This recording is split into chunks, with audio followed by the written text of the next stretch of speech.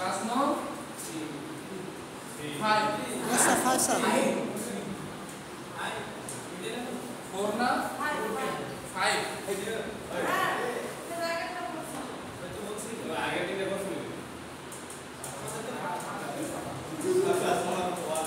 কত তারিখ আজকে? আচ্ছা শুনেন, আপনাদের কতটুকু পড়ানো হচ্ছে বলে অনেক পড়ানো হয়ে গেছে। যারা পড়ে আসছেন একটু দেখে নেবেন, আপনাদের অনেকেই ক্লাস করছে, ওদের কাছ থেকে একটু নিয়ে নেবেন, ঠিক আছে? আমরা ম্যানুফ্যাকচারিং কত করতেছি? ওয়ানে কি আছে? ম্যানুফ্যাকচারিং মানে কি আছে বলেন তো? খাবার থেকে ইয়ান পর্যন্ত যা কিছু আছে সেগুলো প্লাস হচ্ছে ইয়ানের প্রপার্টিজ, এই সব কিছু হচ্ছে ইয়ান ওয়ানের অন্তর্ভুক্ত।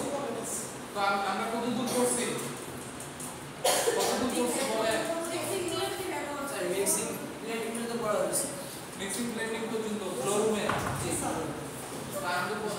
আমি কি বলছিলাম যে আমাদের একটা ডিফারেন্সিয়াল প্রসেসের মধ্য দিয়ে আমরা যাই। যেমন প্রথমে আমাদের কি থাকে? প্রথমে ফ্লো রুম থাকে না?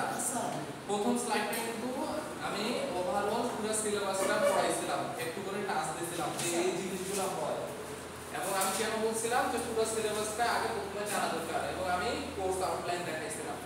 আগে পুরো সিলেবাসটা জানা দরকার যে আমরা কি কি পড়ব, দেন সবগুলোর আমি ডেসক্রিপটিভ বর্ণনা আপনাদেরকে বলছি পুরো সিলেবাসটা। প্রথম 2-3টা ক্লাস এইভাবেই গেছে। তারপরে আমি হচ্ছে ইন্ডিভিজুয়াল কি বলছিলাম যে ইন্ডিভিজুয়াল এক একটা চ্যাপ্টার, মানে আমাদের এই ইয়ান ম্যানুফ্যাকচারিং 1-এ ফ্লো রুম থেকে স্পিনিং পর্যন্ত আপনারা তো জানেন, ফ্লো রুম থেকে স্পিনিং পর্যন্ত যদি আমরা এক একটা চ্যাপ্টার বলি তো এই চ্যাপ্টারগুলো আমরা পড়ব, ঠিক আছে? প্রথমে আমরা ফ্লো রুম থেকে শুরু করছি, আমরা একদিন ফ্লো রুম পড়ছি, আর আপনারা হচ্ছে একটা ক্লাস টেস্ট দিচ্ছেন কিসের উপরে? কেউ ভালো করছেন, কেউ খারাপ করছেন, দিব আবার দিব। আচ্ছা আজকে হচ্ছে কার্ডিং সম্পর্কে একটু ধারণা দেই। আমাদের ফ্লো রুমটা হচ্ছে মোটামুটি একদম শেষের পর্যায়ে। আচ্ছা আরেকটু বলে দেই ফ্লো রুমে যেটুকু লিখে দিয়েছিল, যে আমরা ফ্লো রুমে কি কি করি লিখে দিয়েছিলাম ওই দিন। যে প্রথমে আমাদেরকে কি করতে হয়? বেলটা ওপেন করতে হয়। বেল কি জিনিস?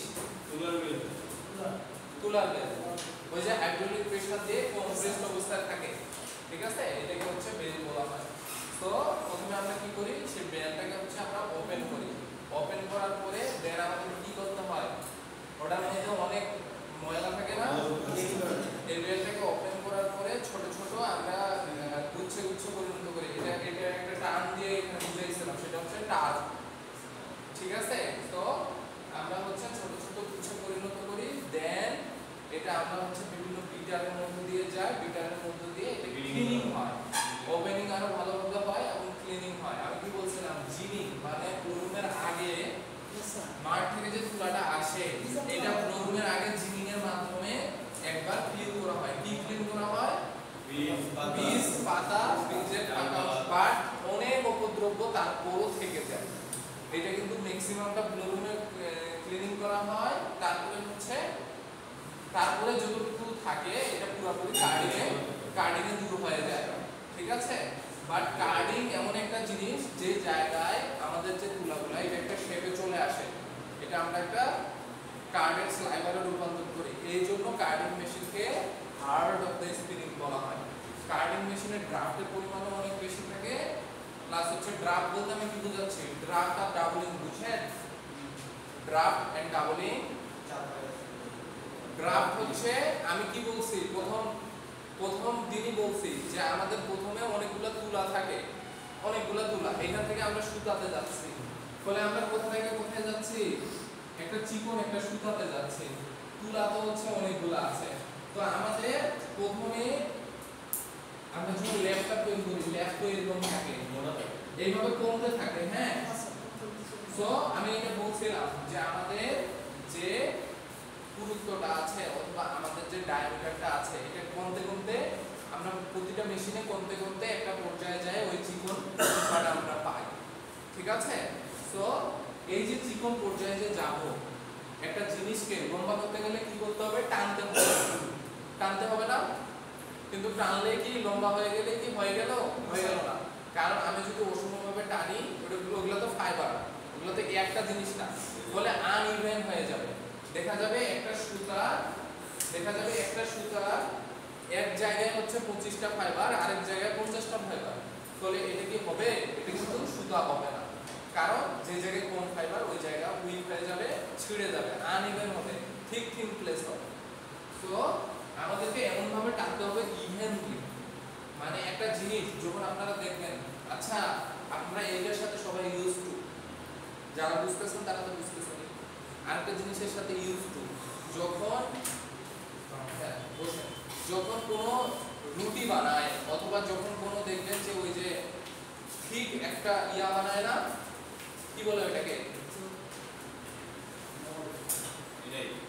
কি বলে ওটাকে, রুটি যে বানায়, রুটি বানার আগে আটা দিয়ে ওটা কি বানায়, খামির। হ্যাঁ, সো ওইটা যখন দেখবেন যে ওইটা যখন মিক্সিং ব্লেন্ডিং করে অত ভালোভাবে যখন আমরা ওই মানে একটা তো ঠিক একটা জিনিস যেটা ইলাস্টিক প্রপার্টিজ থাকে, সো ওই জিনিসটা দেখবেন যে বারবার একটা আরেকটার উপরে দিয়ে এইভাবে ইয়া করে টানে, আবার হচ্ছে ডাবলিং করে, যেটা বলি যে ডাবলিং করে কেন করে, যাতে প্রপারলি মিক্সিংটা হয়, আনইভেন কোথাও ভয়েড না। যদি রুটির মধ্যে ভয়েড থাকে, মানে ফাঁকা একটা অংশ থাকে, তাহলে তো এটা হবে না। ঠিক সিমিলার হবে বারবার জিনিসটাকে, মানে আমাদের যে স্লাইডারটা অথবা আমাদের যে জিনিসটা আমরা ইনপুট করব ড্রয়িং এ অথবা বিভিন্ন সেগমেন্টে, এটা এইভাবে আসে, আবার ডাবলিং হয়, আবার টানে, আবার ডাবলিং হয়, মানে এইভাবে করে প্রপার ওয়েতে যাতে এটা ইভেনলি একটা সুতা প্রডিউস হয়। তার মানে আমি বুঝাচ্ছি, একটা সুতার এই জায়গায় যদি হচ্ছে 20টা ফাইবার থাকে, এই জায়গায়ও 20, 21 অথবা 19টাই থাকতে হবে, কাছাকাছি থাকতে হবে। এই জায়গায় 20টা ফাইবার, এই জায়গায় 30টা ফাইবার থাকলে ওই সুতা কিন্তু একদম রিজেক্ট হয়ে যাবে, ঠিক আছে, কারণ ঠিক প্লেস চলে আসবে। সো ড্রয়িং ডাবলিংটা কি বুঝা গেছে? ড্রয়িংটা কি, ড্রয়িং মানে টানা, এটা বাংলা অর্থই তো হচ্ছে টানা। সো টানাটা কি ইচ্ছা মতো আমরা টানতে পারবো? টানতে পারবো না, একটা রেগুলার ম্যানার আছে, একটা এটা নিয়ম আছে। আর ডাবলিং হচ্ছে ওই ড্রয়িং করার সময় সুতাগুলোকে, মানে স্লাইডারটাকে বারবার ডাবলিং করা হয়, 3-4টা স্লাইডার একসাথে ডাবলিং করা হয়, ডাবলিং করে দেন আবার টানা হয়, ঠিক আছে। এই ড্রয়িং ডাবলিং করেই মূলত আমরা একটা অনেক বড় একটা ডেনসিটির একটা জিনিস থেকে আমরা ছোট একটা জিনিসে যাচ্ছি। সো কার্ডিং কে কেন হার্ড অফ দ্য স্পিনিং বলা হচ্ছে, এটা কিন্তু টেকনিক্যাল কোশ্চেন। কার্ডিং কে কেন বলা হচ্ছে? কারণ ব্লোরুমের পরে মানে আপনি যখন, এখন তো মডার্ন কার্ডিং রুমগুলো চলে আসছে, এখন মডার্ন স্পিনিং সেকশনগুলো চলে আসছে, এখানে হচ্ছে ব্লোরুম আর কার্ডিং হচ্ছে মার্জ। যেমন রিটারের আপনারা যদি মেশিনগুলো দেখেন, আপনারা দেখবেন যে এখানে ব্লোরুম এবং কার্ডিং একসাথে অ্যাডজাস্ট করা, মানে আপনার জাস্ট হচ্ছে শুধু ফাইবার ঢুকতেছে, একদম কার্ডের স্লাইডার বের হয়ে যাচ্ছে, সবগুলো একসাথে বডি দিয়ে অ্যাটাচ করা। আর আমাদের যে কনভেনশনাল যে ইয়াগুলো ছিল এগুলো আলাদা ছিল। সো আমরা তুলা থেকে ডিরেক্টলি আমরা একটা মানে সুতার দিকে যাচ্ছে এরকম একটা শেপের একটা কার্ডের স্লাইডার পাচ্ছি। তারপরে এখানে ব্লোরুমের পরে বাকি যত উপদ্রব ছিল সবগুলো কার্ডিং এ রিমুভ করে ফেলা হয়। এখন আপনারা বলবেন যে স্যার কম্বিং এও তো রিমুভ করা হয়, আমাদের কম সুতার জন্য তো আমরা এডিশনাল একটা মেশিন ইউজ করি, কম্বিং মেশিন, কিন্তু কম্বিং এ কিন্তু এডিশনাল ময়লা উপদ্রব দূর করা হয় না। আমি কি বলছিলাম, কম্বিং এ মানে কম্বিং যে সুতাটা, কম যে সুতাটা, সেটা বানানোর জন্য শুধু এডিশনাল দুইটা মেশিন অ্যাড করা হয় কার্ডিং মেশিনের পরে, একটা হচ্ছে প্রিকম আর একটা হচ্ছে কম্বিং মেশিন। কম্বিং মেশিনে মূলত শর্ট লেন্থের খেয়াল করে রাখবেন, শর্ট লেন্থের যে ফাইবারগুলো আছে সেগুলোকে বাদ দেওয়া হয়। বাদ দিলে কি হবে, যত লেন্থ ফাইবার বেশি হবে তত এটার প্রপার্টিজ ভালো হবে না, স্ট্রেংথ ভালো হবে না, তত তো এটা কোয়ালিটিফুল হবে, এই জন্য এটার দামও বেশি এবং এখানে ওয়েস্টেজের পরিমাণও বেশি। আপনি যখন শর্ট ফাইবারগুলোকে ফেলে দিবেন তখন এই শর্ট ফাইবারগুলো তো আপনার বেশি ওয়েস্টেজ জেনারেট করবে, মানে নন ভ্যালুয়েটেড প্রোডাক্ট হয়ে যাবে। তো এই জিনিসগুলা এটাতে ফ্যাক্ট করে। স্কিন তো অনেক কালো, আচ্ছা যাই হোক। সো আমাদের কার্ডিংটাকে হার্ড অফ দ্য স্পিনিং এই জন্যই বলা হচ্ছে, এখানে সব উপদ্রবগুলো ব্লোরুমের পরে যা আছে দূর করে ফেলা হয়, ইয়া করা হয়। আর সবচেয়ে বড় জিনিসটা হচ্ছে ব্লোরুমেও যে আমরা যে ল্যাবটা পাই অথবা ডিরেক্ট ব্লোরুম থেকে আউটপুট যে ম্যাটেরিয়ালটা এটা যখন কার্ডিং এ ফিট হয় তখন কার্ডিং এ আপনারা দেখবেন ফ্ল্যাট আছে, সিলিন্ডার আছে, ট্যাকারিং আছে আর গফার আছে। প্রথমে ফিট রোলার থাকে, এই যে দেখেন, এটা মনোযোগ দিয়ে দেখেন, এটা কিন্তু আপনাদেরকে ড্র করতে হবে, বুঝতে পারছেন? আমাদের যখন ম্যাটেরিয়ালটা ফিট হয় তখন এই পাশ দিয়ে ফিট হয়, ফিট রোলার এই পাশ দিয়ে ফিট হয়, ফিট করে। তারপরে যে আটা সেটা হচ্ছে ট্যাকারিং, তারপরে যে রোলারটা সেটা হচ্ছে ট্যাকারিং। এই যে ম্যাটেরিয়ালটা ফিট হলো, ফিট হওয়ার পরে এটা সিলিন্ডার, এটা হচ্ছে ফ্ল্যাট, সিলিন্ডার ফ্ল্যাট, তারপরে হচ্ছে ডোপার, এই পাশ দিয়ে ডেলিভারি হয়। এখন আপনাদেরকে একটা জিনিস বলি, এই যে ট্যাকারিং এখানে কিন্তু অনেকগুলা ছোট ছোট স্পাইকের মতো আছে, আমরা এগুলোকে টিপ বলি, এইভাবে এইভাবে থাকে, ঠিক আছে? হ্যাঁ, দাঁড়া বাংলা ভাষায়। সো এইখানে স্পাইক থাকে, সিলিন্ডারেও থাকে, ফ্ল্যাটেও থাকে, ডপারেও থাকে, ছোট ছোট দেখবেন, একদম খুবই সূক্ষ্ম, হাত দিলে হাতে ঢুকে যায়, ঠিক আছে? সো এগুলা কি করে, যখন এটা ফাইবারটা যখন ঢুকবে, ল্যাবটা যখন ঢুকবে অথবা ব্লোরুম থেকে আমরা যে আউটপুটটা পাইছি সেই আউটপুটটা যখন এপাশ দিয়ে ফিড রোলারের মধ্যে দিয়ে ফিড হবে তখন এক জায়গায় অ্যাকশন হবে। এই যে ট্যাকারিং একদিকে ঘুরতেছে, ট্যাকারিং এইদিকে ঘুরতেছে, কার্লিং এইদিকে ঘুরতেছে, এইদিকে, এইটা এইদিকে ঘুরতেছে, বিপরীত দিকে ঘুরতেছে না? তো এখানে স্পাইকগুলো যখন যাবে এইভাবে তো যাচ্ছে আর মাঝখানে তো তুলাটা, তো এইভাবে একটা মোশন পাচ্ছে না, একটা এইভাবে সে নিয়ে যাচ্ছে, একটা এইভাবে সে নিয়ে যাচ্ছে। এটা মূলত হচ্ছে ধরেন আপনার চুল আছে এইভাবে, কিন্তু আপনি চিরুনি দিয়ে আঁচড়াচ্ছেন এইভাবে, ঠিক আছে? তো এইভাবে আঁচড়া নিলে আপনাদের কি হবে, এটা ইন্ডিভিজুয়াল পর্যায়ে চলে আসবে না। ধরেন চুলের মধ্যে অনেক জোট আছে, মানে দুই চারটা চুল একসাথে আছে, গোসল করছে, তো আপনি যখন চিরুনি দিয়ে ইয়া করতেছেন তখন চুলগুলো ইন্ডিভিজুয়াল পর্যায়ে চলে আসতেছে না, এটাকে বলা হচ্ছে প্যারালাইজেশন, ইন্ডিভিজুয়ালাইজেশন। তো ইন্ডিভিজুয়াল পর্যায়ে আমাদের ফাইবারগুলো নিয়ে আসা খুবই গুরুত্বপূর্ণ, খুবই গুরুত্বপূর্ণ। কারণ একটা ফাইবার যখন আরেকটা ফাইবারের মধ্যে জোট লেগে থাকবে, এটা যখন সুতাতে যাবে ওটা তো জোট লেগেই থাকবে, এটা তো প্রপারলি ডিস্ট্রিবিউশনটা হবে না, ঠিক আছে না? ধরেন চারটা ফাইবার একসাথে জোট লেগে আছে, এটা যখন আপনি ইয়ার বানাচ্ছেন তখন এই চারটা ফাইবার যখন আপনি একটা জায়গায় প্লেস করতে চাচ্ছেন এটা তো একসাথে চলে যাবে, ফলে প্রপারলি ডিস্ট্রিবিউশনটা হবে না, প্রপার ডিস্ট্রিবিউশনটা হবে না। এখানে আসছে পর্যন্ত এই জন্য আমাদের ফাইবারগুলোকে ইন্ডিভিজুয়াল পর্যায়ে নিয়ে আসাটা খুবই গুরুত্বপূর্ণ, ইন্ডিভিজুয়াল পর্যায়ে নিয়ে আসাটা খুবই বেশি গুরুত্বপূর্ণ। আমাদেরকে প্রথমে চেয়ার আছে, চেয়ার আছে,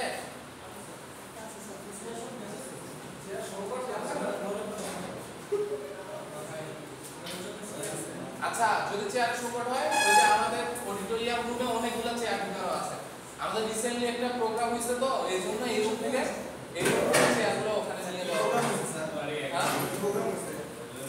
ওই যে ফ্যাশন ক্লাবে স্যার, ফ্যাশন ক্লাবে এই পেনটা থাকলে তো আমি ইয়া করতে পারি, আমার অ্যাডভান্সে আমি এই জিনিসগুলো পড়াচ্ছি আর কি, আমি এরকম একটা পেন খুঁজতেছিলাম ল্যাবের জন্য, মানে যে ইফেক্টগুলো যে আসছে, আমি তো অ্যাডভান্স এপারেলে দুইটা সাবজেক্ট নেই, তো এরকম পেন খুঁজেই পাচ্ছি না।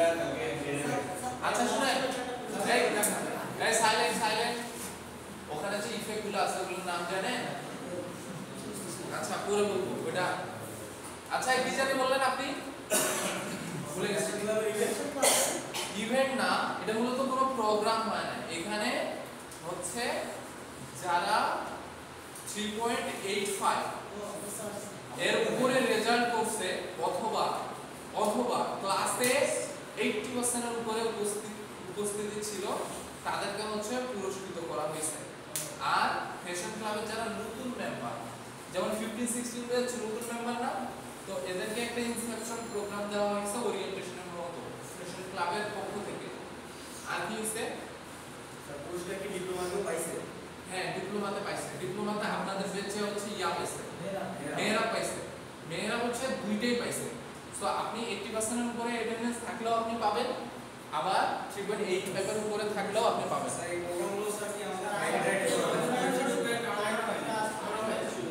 এখন ঘটনা হচ্ছে ফ্রাইডে তো রেগুলার যে উপস্থিতিটা থাকে না স্যার অন্যান্য দিন যে ফ্রাইডে বসে উপস্থিত থাকে না তাহলে আমরা কি না না শুনেন আমি এক্সপ্লেইন করি না আমি আপনার ইয়াটা যৌক্তিক আছে আমি বলতেছি আপনাকে বুঝাই বলতেছি ধরেন আমরা যেটা অবজার্ভ করছি যে আমাদের টোটাল ইয়া ছিল মানে পুরস্কার পাইছে এরকম ক্যান্ডিডেট ছিল 15 ব্যাচে 24টা নিয়ে গেছে 15 ব্যাচে 15 রেগুলার ব্যাচে 24টা নিয়ে গেছে এখন হ্যাঁ পাবে এখন দেখা গেছে যে শুধুমাত্র ডিপ্লোমা ব্যাচে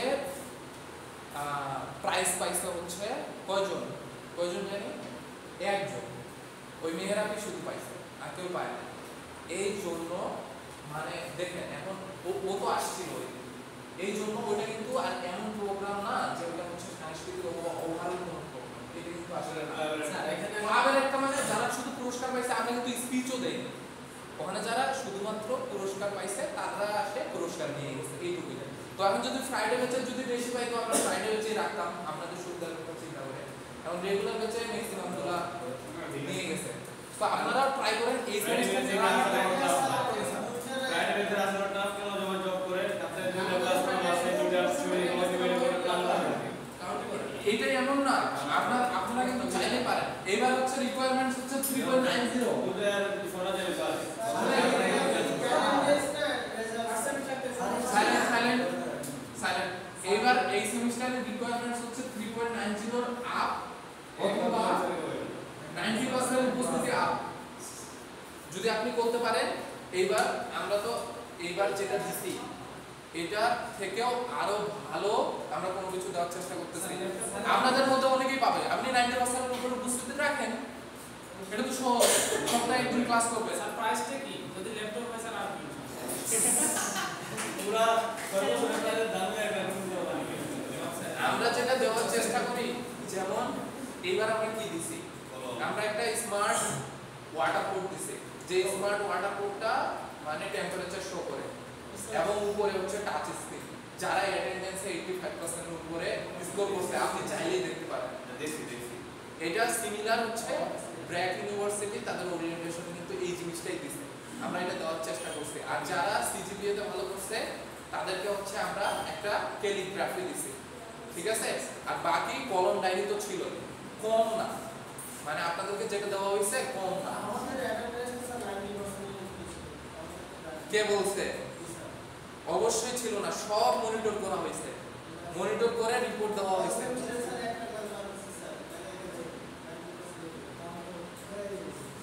না কোনো না কোনো ক্লাস মিস দিবেন গত সেমিস্টারে 80% ছিল রিকোয়ারমেন্টস 80% মানে 10টার মধ্যে আপনি 2টা বেশি করে ক্লাস মিস দিবেন এইজন্য আপনি পাননি সবগুলো হিসাব করা হয়েছে কিন্তু একদম অ্যাকচুয়াল হিসাব করা হয়েছে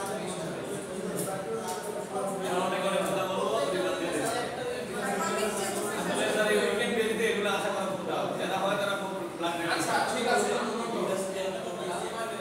আচ্ছা এখন দেখেন রাজু ভাই আমাদের 11টা 9 বেজে গেছে একটু পড়ালেখাতে কন্টিনিউ করি টেকারিন বললাম না টেকারিন আর সিলিন্ডার এটার মধ্যে একটা অ্যাকশন হয় যখন আপনার স্পাইকগুলো ডিফারেন্ট দিকে থাকবে এবং ঘুরবে সেম দিকে অথবা ঘুরবে ডিফারেন্ট দিকে তখন কিন্তু একটা অ্যাকশন হবে যেমন আপনি চিরুনি দিয়ে মাথা আঁচড়ান সিমিলার জিনিসটা সিমিলার ওখানে আপনি হচ্ছে আঁচড়াচ্ছেন মানে ওখানে আঁচড়াচ্ছেন একটু আলতো ভাবে কিন্তু এখানে অ্যাকশনটা হয় আরো স্ট্রং ভাবে এখানে যেগুলা জোট লেগে থাকে সবগুলো খুলে যায় ইন্ডিভিজুয়াল ফাইবারে চলে আসে সো ম্যাক্সিমাম কাজটা কার্ডিং মেশিনে হয়ে যাচ্ছে আবার ফ্ল্যাটে এই ফ্ল্যাটের মধ্যেও একটা অ্যাকশন হচ্ছে ফ্ল্যাটের স্পাইকগুলো এই পাশে বাঁকা আর সিলিন্ডারের স্পাইকগুলো এই পাশে বাঁকা যখন ফাইবারটা মাঝখান দিয়ে যায় তখন দুইটা এইভাবে টানবে না ফাইবারগুলোকে টেনে একদম একটা শেপে ডফার দিয়ে দেন হচ্ছে কার্ডের স্লাইভার দিয়ে বের হচ্ছে কার্ডের স্লাইভারের যে ডফার আছে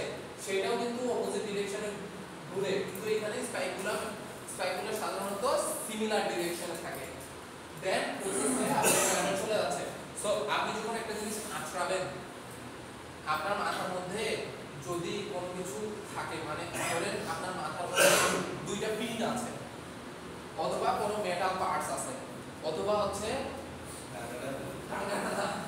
ধরেন এই যে গাছের পাতা একটু ভাঙা অংশ আছে আপনি যখন আঁচড়াবেন বের হয়ে যাবে না আর আপনি যখন চিরুনি দিয়ে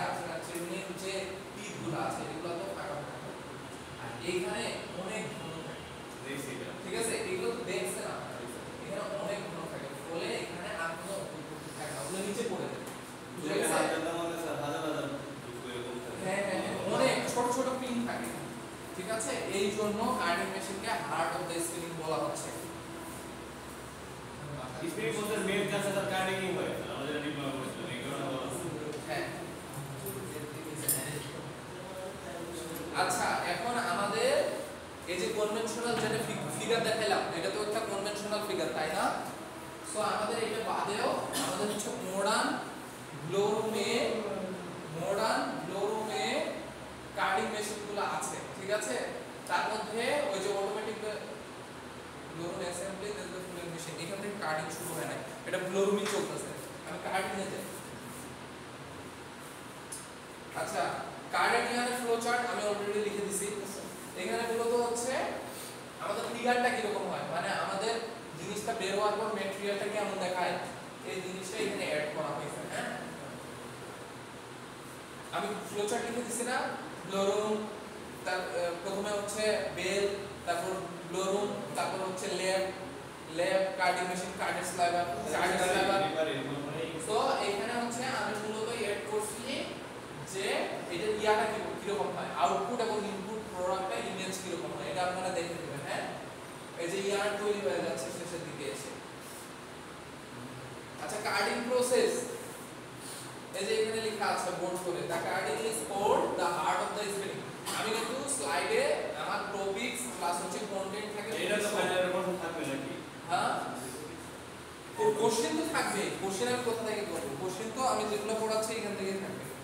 কিন্তু আপনারা একটা জিনিস দেখবেন, হ্যাঁ কোশ্চেন নিয়ে যান, আপনারা একটা জিনিস দেখবেন যে আমার যে স্লাইডগুলো এগুলো কিন্তু অত বেশি ডিটেইলস দেওয়া হয়। ডিটেইলস কিন্তু আপনাদেরকে ফার্দার চেক করতে হবে, ঠিক আছে? আমি হচ্ছে হাইলাইট করে কিছু টপিকস নিয়ে আসি। আচ্ছা, প্রেজেন্টেশন পাওয়ার পয়েন্ট, এটার মানে কি বলেন তো? শুধু প্রেজেন্ট করা, পাওয়ার পয়েন্ট মানে কি? পয়েন্ট মানে কি? মূল পয়েন্ট স্যার, মূল পয়েন্ট। সো আপনাদেরকে কিন্তু ডিটেইলস পড়তে হবে। প্রেজেন্টেশনে সবকিছু অ্যাড করা যায় না, পাওয়ার পয়েন্টে সবকিছু অ্যাড করা যায় না। এখানে একজন পড়েন তো কি লিখছি, কে পড়বে? আপনি পড়েন, কি লেখা আছে?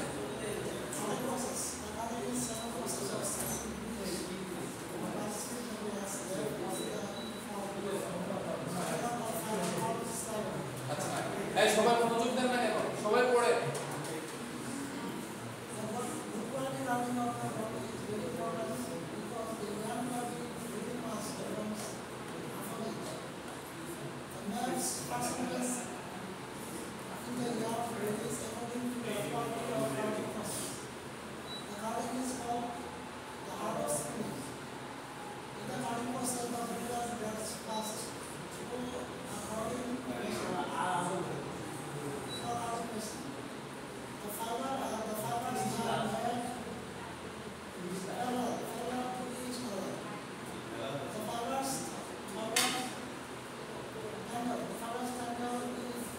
আচ্ছা শুনেন, আমি বলি কি বলছে।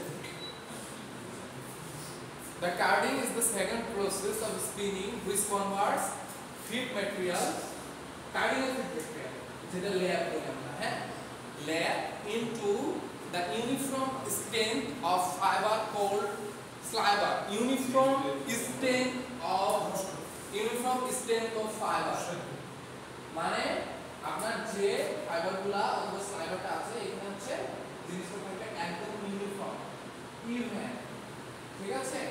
তারপরে the good quality carding of cotton is very important because the yarn quality very much depends upon it. The naps percentage in the yarn varies according to the quality of carding process. The carding is called hardware spinning. In the carding process, the material gets passed through the carding machine. The fiber are made parallel to each other. The fiber tangle in the operation, thus it makes it possible to remove all types of impurities present in the cotton. তার মানে এখানে কি বলছে? Parallel কথা আসছে। আপনারা আরেকটা কথা অ্যাড করবেন, ইন্ডিভিজুয়াল ফাইবারগুলো ইন্ডিভিজুয়ালাইজেশন হয়ে যায়। ফাইবারগুলো একক ফাইবারে পরিণত হয়। ফাইবারগুলো একটা ডিফারেন্ট আলাদা চলে আসে, যাতে আমরা যখন প্রসেস করব এটা যাতে মুভ করে, এটা যাতে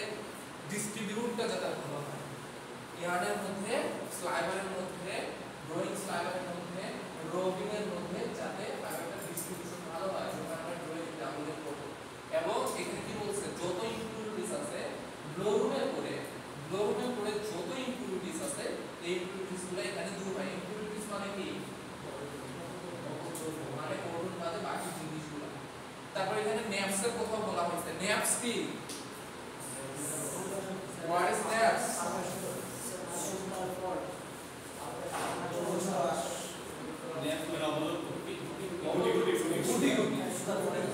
ধরেন চার পাঁচটা সুতা মিলে সুতার মাথাগুলো মিলে এটা হচ্ছে জোট পাকায় মিলে একটা গুটি সো এই জিনিসগুলো দূর হয় খুলে যায়, না হয় ছিঁড়ে ওগুলোকে বাদ দিয়ে দেওয়া হয়।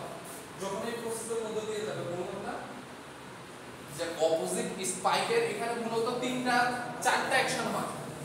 একটা হচ্ছে কার্ডিং অ্যাকশন, একটা স্ট্রিপিং অ্যাকশন, একটা ডোপিং অ্যাকশন এবং কার্ডিং মেশিনে চারটা অ্যাকশন হয়। ব্লোরুমে অ্যাকশনগুলো পড়াইছি না?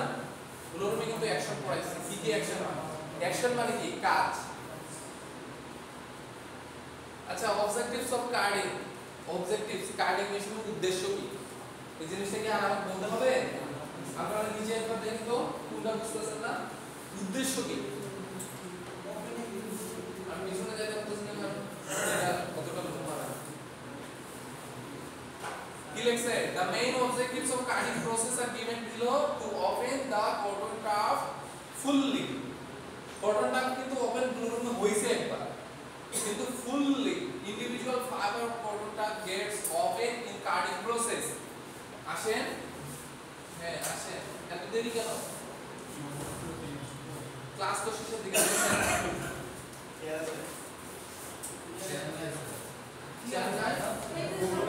এটা নিয়ে যান। হ্যাঁ তাড়াতাড়ি।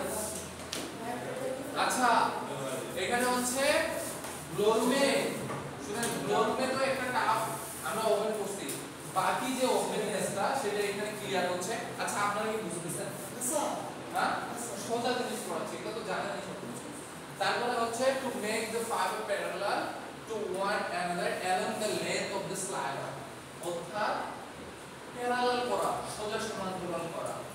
হুক থাকে না একটা? আচ্ছা, ফাইবার কি সবসময় এইভাবে সোজা অবস্থায় থাকে? এইভাবে বাঁকা অবস্থা থাকে না? এটাকে বলা হয়, হ্যাঁ এটাকে বলা হচ্ছে প্যারালাইজেশন অথবা প্যারালাল। তারপরে হচ্ছে two eliminate maximum impurities present in cotton to achieve a higher degree of cleanness. Today's carding machine achieve 90 to 95% degree of cleanness. In this way, the overall degree of cleanness in the blowroom and carding is 95 to 99%. A card sliver is still contain 0.03 to 0.05 foreign matter in it. বুঝতে পারছেন? মানে এখানে 90 থেকে 95% পর্যন্ত সব ধরনের যত cleaning আছে সব ক্লিনিং গুলো হয়ে যায়। এই জন্য ডিগ্রি অফ ক্লিননেস হচ্ছে 95 to 99%। বাট এটার মধ্যে কিছু ফরেন ম্যাটার থেকেই যায়। ধরেন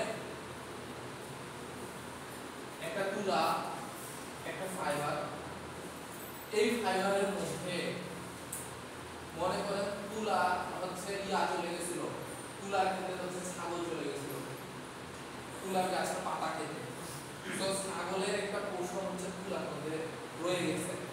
এখন এইখানে তো কাটিং মেশিনে তো ডিটেক্টর নাই যে ওইটা তো একটা ফাইবার, সিমিলার মতো আমরা সেই ম্যাটেরিয়ালগুলো কিন্তু 0.03 মানে অনেক কম, মানে 100টার মধ্যেও না।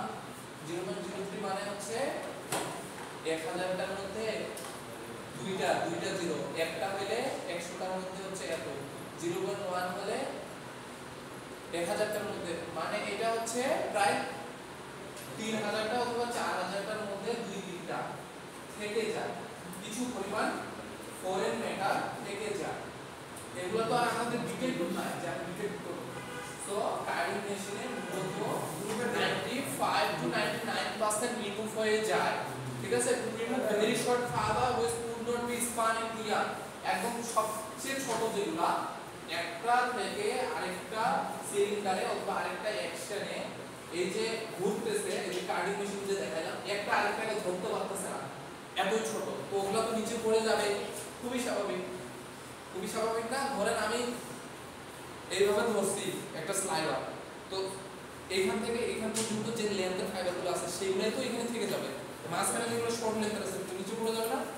তো সিমিলার ওয়েতে এখানে কিন্তু কিছু শর্ট ফাইবার যেগুলো একদম স্পান উপযোগী না, স্পান উপযোগী না মানে কুইজ দেওয়া যায় না, স্পান করা যায় না, এগুলা কিন্তু হচ্ছে রিমুভ হয়ে যায়। To blend the fibre and to achieve fibre to fibre mixing, এখানেও কিন্তু কিছুটা ব্লেন্ডিং হয়, কারণ হচ্ছে আমরা যখন কাটিং মেশিনে ঢুকতেছে এটা তো একদম পুরো একটা মেকানিজাইজেশনের মধ্যে দিয়ে চলে যাচ্ছে, মানে একদম ঢুকতেছে হলারের মতো, যে আপনারা দেখছেন না বিভিন্ন মিলে হলারের মতো একদম ঢুকে এটার উপর পুরো একটা মেকানিজাইজেশন হয়ে এটা চলে যাচ্ছে। তো এখানে কিছু মিক্সিং ব্লেন্ডিং হয় to finally convert the wave of codon into a uniform slider, অর্থাৎ আমরা একটা ইউনিফর্ম স্লাইডার শেপে চলে আসতেছি যেখানে ড্রাফটের পরিমাণ অনেক বেশি। আমরা এরপরের বার যখন আমরা ড্রাফটগুলো দিব ড্রয়িং মেশিনে, সিমপ্লেক্সে, স্পিনিং এ, তখন ড্রাফটের পরিমাণ অনেক কম থাকবে, মানে টানবো অনেক কম, চিকন করবো অনেক কম, বাট ম্যাক্সিমাম অনেক বেশি 62, 62, 63, 65 পর্যন্ত ড্রাফট এখানে দিয়ে দেওয়া হয়। মানে আমরা লেন্থ ছিল হচ্ছে এতগুলো ফাইবার ছিল, লেন্থ ছিল হচ্ছে 1 মিটার, কিন্তু এখন ওইটার ওই সিমিলার ফাইবারটা দিয়ে ওটা লেন্থ হয়ে গেছে 65 মিটার। তো একটা শেপে চলে আসছে না, কাছাকাছি একটা মাধ্যমে চলে আসছে না, যেটা পরবর্তীতে আমরা প্রসেস উপযোগী করে এটা হচ্ছে ইয়া করা হয় কাটিং মেশিনে। তো আপনারা কি বুঝতেছেন? আমি কি বুঝাইতে পারতেছি? এইভাবে লিখতে পারবেন? রাস্তা কই? আচ্ছা শুনেন, আপনাদের কাটিং মেশিনে আমি একটু সময় বেশি দেব, কারণ এটা অনেক বেশি মানে অনেক বেশি ইম্পর্টেন্ট। দেখেন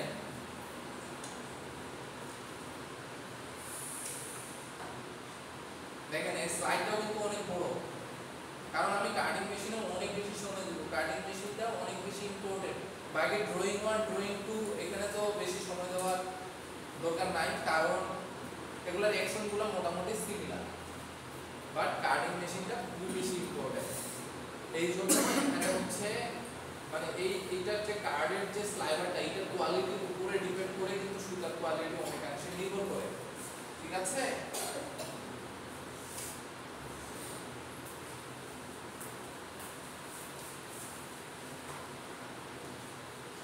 আপনাদেরকে একটা কাজ দেই পরবর্তী ক্লাসে, কই গেল? এটা ড্র করবেন,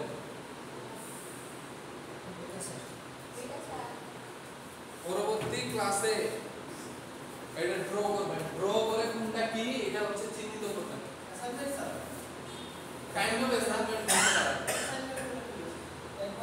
এবং এখানে যে যে অ্যাকশনগুলো হয় সেই অ্যাকশনগুলো একটু পড়বেন, নিজে নিজে বুঝবেন। আমি তো ক্লাস নিব, আমি তো বুঝাবো কাটিং অ্যাকশনের উপর আমি ক্লাস নিব, বাট আপনাদের কাজ হচ্ছে এখানে আপনারা এইভাবে ছোট ছোট করে চিহ্নিত করে দেওয়া আছে না, এইভাবে না করে এই ফিগারটা আপনারা এখান থেকেও নিতে পারেন, অনলাইন থেকেও নিতে পারেন। এখানে যতগুলা মানে রোলার আছে, যতগুলা কম্পোনেন্ট আছে সবগুলা চিহ্নিত করবেন পেন্সিল দিয়ে, যে এটা হচ্ছে এটা এটা এটা। এটা করার উদ্দেশ্য কি? যাতে কাটিং মেশিনের ভিতরে কি কি আছে এটা যাতে আপনাদের মাথায় থাকে, এমন না যে পুরোটাই দেখে দেখে লিখে দিলেন, কোনো লার্নিং এর কোনো কিছু নাই। আপনারা বুঝে শুনে করবেন, যাতে আপনার এরকম একটা ফিগার থাকলে আপনি বলে দিতে পারেন ওইটা ওইটা ওইটার কাজ এইটা, কারণ ওইটা দিয়ে এই কাজ হয়, ওইটা দিয়ে এই ফাংশন হয়, ওইটা স্পাইক গুলো এই পাশে বাঁকানো থাকে। সো এটা আপনারা নেট থেকে নিতে পারেন, নেটেও অনেক আছে, দেখি আমি ট্রাই করে দেখি।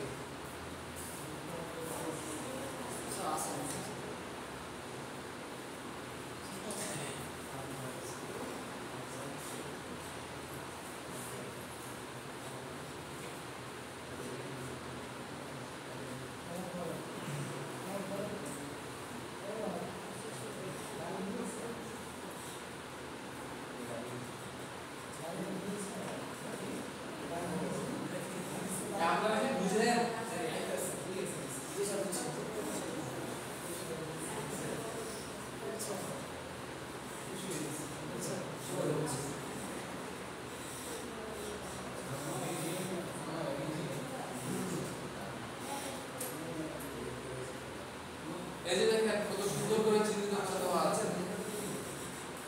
সবাই ড্র করবেন A4 সাইজে ড্র করে পার্টস গুলোর নাম লিখবেন পার্টস গুলোর কাজ লিখবেন এটা আপনাদের কাজ আমি পড়াবো আমি আপনাদের যেখান থেকে বেস্ট থেকে অ্যাসাইনমেন্ট হবে সেটা থেকে পড়াবো ঠিক আছে আমি আপনাদের অ্যাসাইনমেন্ট আমি যেগুলো অ্যাসাইনমেন্ট দেই আমি ওখান থেকেই ফাইনাল কোশ্চেন করব যাটা অনেক সুন্দর হবে সেটাই হচ্ছে ফাইনালে দিয়ে দিব যে এইটা করব ঠিক আছে এমন না যে আপনাদের যেগুলো পড়াচ্ছি এগুলো হচ্ছে ভ্যালু এড করতেছে না অবশ্যই এগুলো অনেক বেশি ইম্পর্টেন্স রাখে আমার যত অ্যাসাইনমেন্ট আমি রেগুলার ব্যাচে যা দেই 15 ব্যাচে 14 ব্যাচে রেগুলার ব্যাচ যেগুলো হচ্ছে ক্লাস করে আমার এদের অ্যাসাইনমেন্ট দেওয়া থাকে একটা তো অ্যাসাইনমেন্ট সেমিস্টারে করতেই হয় এদের অ্যাসাইনমেন্ট দেওয়া থাকে আমি যে কথাগুলো বলি আমি যে ক্লাসগুলো করি এইটা হচ্ছে এরকম একটা খাতায় আমি যে কথাগুলো বলি প্রতিদিন পড়াইলাম টপিকসগুলো এগুলো হচ্ছে নোট এবং আমাকে সবাই এই খাতাগুলো জমা দিয়ে যায়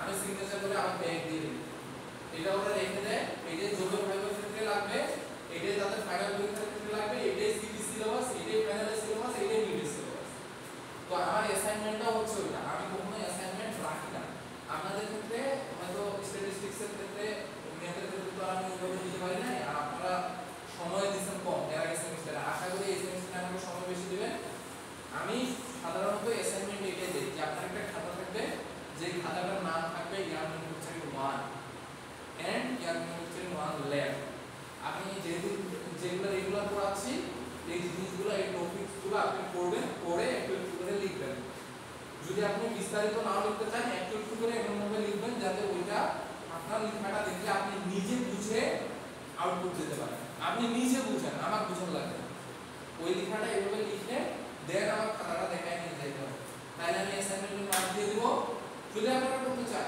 এটা করলে খুবই বেশি ইফেক্টিভ হয় ওদের রেজাল্ট ভালো হয়েছে কেন তো ওরা কি চাকরি করে না করে ওদের 20 to 30% স্টুডেন্ট চাকরি করে তারা নিজের টাকায় পড়ালেখা করে আপনারা টেক্সটাইল ব্যাকগ্রাউন্ডে করেন ওরা অন্য ব্যাকগ্রাউন্ডে করে কেউ ফুড পান্ডাতে চাকরি করে অনেকেই আছে সবাই করে বাট এই জিনিসগুলো করলে হয় কি ধরেন আপনাদের রেজাল্টটা কেন খারাপ হয় আমি একটা কথা আমার যতটা অবজারভেশন ডিপ্লোমা মানে আপনারা যারা ফ্রাইডে ব্যাচ আছেন আপনাদের রেজাল্টটা খারাপ হয় আপনারা হচ্ছে গোটা সেমিস্টার তেমন একটা সময় দিতে পারেন না পরীক্ষার আগে সময় দেন নিজেকে পড়ালেখার জন্য কিন্তু পরীক্ষার আগে যখন বসেন সিলেবাস কি কি পড়বেন এইটাই আপনাদের অধিক সময় যায় আর অধিক সময় আপনারা পড়েন সো এই জিনিসগুলো যদি আগে থেকে গুছানো থাকে তাহলে অনেক ভালো না এই জিনিসগুলো আগে থেকে আপনারা গুছানোর একটা ওয়ে হচ্ছে এই যে একটা নোট খাতা ফাইনাল পরীক্ষার আগে জাস্ট হচ্ছে বের করবেন পড়বেন ওগুলোই তো আসবে টিচার যা পড়াইছে শুধু আমি না যে কোনো সাবজেক্টে টিচার যা পড়ায় সেটাই আসে এর বাইরে কোনো কিছু আসে